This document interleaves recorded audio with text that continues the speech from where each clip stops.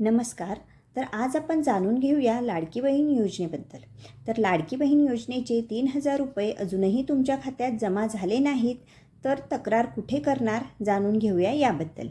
तर महाराष्ट्र सरकारच्या लाडकी बहीण योजनेची राज्यभरात चर्चा सुरू आहे. माझी लाडकी बहीण योजनेच्या पात्र महिलांच्या बँक खात्यात राज्य सरकारकडून पैसे पाठवले जात आहेत. स्वातंत्र्य दिनाच्या पूर्वसंध्येलाच राज्यभरातील महिलांच्या खात्यामध्ये 3,000 रुपये जमा होण्यास सुरुवात झाली आहे. 1 कोटीपेक्षा अधिक महिलांच्या बँक खात्यात 3,000 रुपये वर्ग करण्यात आले आहेत. 31 जुलैपूर्वी या योजनेसाठी अर्ज भरणाऱ्या महिलांच्या खात्यात ही रक्कम जमा झाली. महिलांच्या सक्षमीकरता आणि आर्थिक सहाय्याकरता राज्य सरकारने मुख्यमंत्री माझी लाडकी बहीण योजना अंमलात आणली आहे.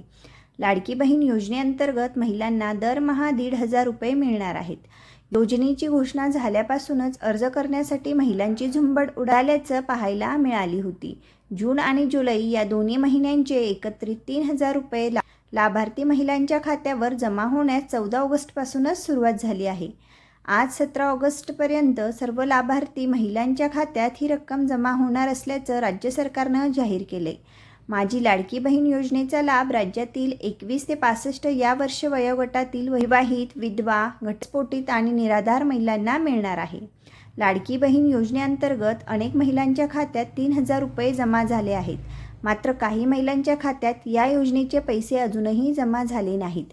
ज्या महिलांच्या खात्यात पैसे जमा झाले नाही त्या महिलांनी अशावेळी काय करावं, कुठे तक्रार करावी असा प्रश्न तुम्हालाही पडला असेल. तर काळजी करू नका, तुम्ही यासंबंधी कुठे तक्रार करू शकता जाणून घेऊया.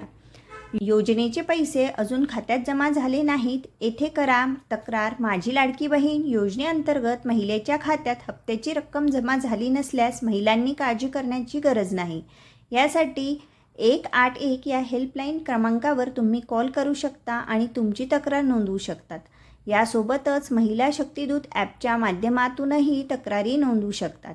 तसेच महिलांना याबाबत अंगणवाडी केंद्रात जाऊनही तक्रार नोंदवता येईल. त्यामुळे तुमच्या समस्येचे निराकरण होणार आहे. तर मग अशाच नवनवीन अपडेट्ससाठी तुम्ही चॅनलला नक्कीच सबस्क्राईब करा आणि तुम्हाला जर याबद्दल अजून काही प्रश्न असतील तर तुम्ही कमेंट करून नक्कीच विचारू शकतात. धन्यवाद.